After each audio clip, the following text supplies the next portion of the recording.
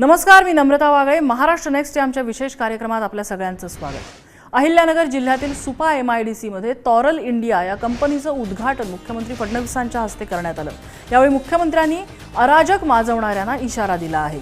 महाराष्ट्रातल्या कुठल्याही MIDC मध्ये उद्योजकांना त्रास दिलात तर कायद्याने ठोकून काढू असा इशारा मुख्यमंत्री देवेंद्र फडणवीसांनी दिलाय.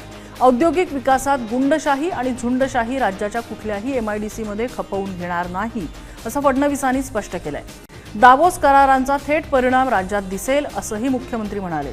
उत्तर महाराष्ट्रासाठी 50,000 कोटी रुपयांची गुंतवणूक येणार असून 75,000 लोकांना रोजगार मिळतील असंही त्यांनी सांगितलंय. जवळजवळ जेवढं आपलं आधुनिक इन्फ्रास्ट्रक्चर आहे, इंजिनिअरिंग मशिनरी आहे, या सगळ्या गोष्टींमध्ये ज्या आवश्यक गोष्टी आहेत त्या अतिशय आंतरराष्ट्रीय दर्जाच्या किंवा इम्पोर्टमध्ये जी क्वालिटी होती किंवा एक्सपोर्ट करता जी क्वालिटी लागते त्या क्वालिटीचं काम हे या ठिकाणी या उद्योगाच्या माध्यमातून होत आहे.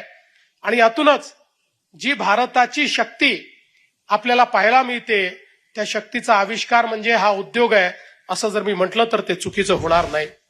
महाराष्ट्र सर्वात मोठं औद्योगिक राज्य म्हणून उदयाला येईल असा विश्वास देवेंद्र फडणवीस यांनी नागपुरात व्यक्त केलाय. असोसिएशन फॉर इंडस्ट्रियल डेव्हलपमेंटच्या वतीने आयोजित खासदार औद्योगिक महोत्सव ॲडव्हान्टेज विदर्भ 2026 याच्या उद्घाटन कार्यक्रमात ते बोलत होते. यावेळी केंद्रीय मंत्री नितीन गडकरी आणि मुख्यमंत्र्यांच्या उपस्थितीत 4 करार करण्यात आले. नागपुरात पहिल्यांदा महिंद्रा अँड महिंद्रा कंपनीकडून ऑटोमोबाईल उद्योगाची गुंतवणूक करण्यात आली असून यासाठी 15,000 कोटींचा सामंजस्य करार करण्यात आलाय. विदर्भातल्या इन्व्हेस्टमेंट अपॉर्च्युनिटीज या आम्ही सगळीकडे पोहोचवण्याचा प्रयत्न करतो. आज काही स्ट्रॅटेजिक MOUs देखील आम्ही केलेले आहेत. याच्यामध्ये विशेषतः केअर हॉस्पिटलचा एक 500 बेडेड हॉस्पिटल नागपूरमध्ये तयार होतं, त्याचा MOU आहे. एक जवळपास 10,000 कोटी रुपयाचा एक MOU आम्ही केलाय जो सोलर मॉड्यूलमध्ये म्हणजे वेफर्स इनगॉट्स पर्यंत सगळं मॉड्यूल हे तयार करणार आहे. त्याचा खूप मोठा फायदा होईल कारण त्यातलं एम्प्लॉयमेंट जनरेशन देखील मोठं आहे. मुख्यमंत्री देवेंद्र फडणवीस यांच्या नेतृत्वात गडचिरोली जिल्ह्यात 7.5 लाख कोटींची गुंतवणूक आली असून ही गौरवास्पद बाब असल्याचं केंद्रीय परिवहन मंत्री नितीन गडकरी यांनी नमूद केलंय. विदर्भाला समृद्ध आणि संपन्न करू असंही नितीन गडकरी म्हणाले.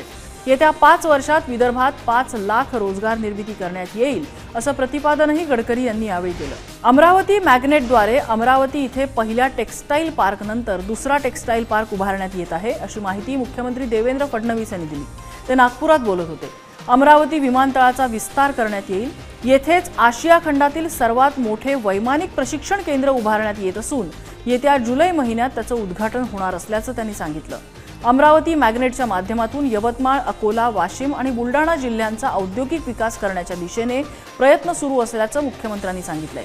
येत्या काळात उद्योजकांच्या पुढाकाराने विदर्भाचा विकास होईल. उद्योजकांना राज्य सरकार पूर्ण मदत करेल असंही त्यांनी सांगितलंय. उद्योगासाठी कुशल मनुष्यबळ उपलब्ध करून देण्यात येईल. रेल्वे आणि विमान वाहतूक बळकट करण्यात येईल. वैनगंगा नळगंगा नदीजोड प्रकल्पाद्वारे विदर्भाला दुष्काळमुक्त करण्याच्या ध्येयाने सरकार कार्य करत असून यावर्षी या दिशेने महत्त्वाचं पाऊल पडेल असं फडणवीस यांनी स्पष्ट केलंय. मुंबई पुणे द्रुतगती महामार्ग वाहतूक कोंडीची उपमुख्यमंत्री एकनाथ शिंदे यांनी गंभीर दखल घेतली. आपत्कालीन परिस्थितीत वाहतूक आराखडा तात्काळ तयार करा असे आदेश एकनाथ शिंदे यांनी यंत्रणांना दिले आहेत.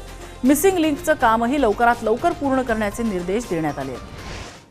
वैद्यकीय क्षेत्रात जागतिक स्तरावर महाराष्ट्राला ओळख निर्माण करून देणाऱ्या पल्स या वैद्यकीय परिषदेचं आयोजन मुंबईत जिओ वर्ल्ड सेंटरमध्ये करण्यात आलंय.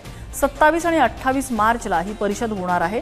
या परिषदेसाठी देशातून आणि जगभरातून वैद्यकीय क्षेत्रातील 2,900 पेक्षा जास्त तज्ज्ञ, अभ्यासक आणि मान्यवर सहभागी होणार आहेत. पल्स वैद्यकीय परिषदेचं भव्य दिव्य आयोजन करून परिषदेच्या माध्यमातून वेलनेस उपचारांचा वैद्यकीय पर्यटनातील महाराष्ट्र ब्रँड निर्माण करावा असे निर्देश मुख्यमंत्री देवेंद्र फडणवीसांनी वर्षा निवासस्थानी परिषद आयोजनाच्या आढावा बैठकीत दिले. वैद्यकीय उपचारांऐवजी वेलनेस उपचारांकडे नागरिकांचा ओढा वाढत आहे. वेलनेस उपचार पद्धतीत राज्यात मोठ्या प्रमाणात वाव आहे. त्यामुळे आयुषमधील उपचार पद्धतींना वेलनेसकडे वळवण्यात यावं असे निर्देशही मुख्यमंत्र्यांनी यावेळी दिले. आणि याचसह महाराष्ट्र नेक्स्ट या विशेष कार्यक्रमात वेळ झाली इथेच थांबण्याची.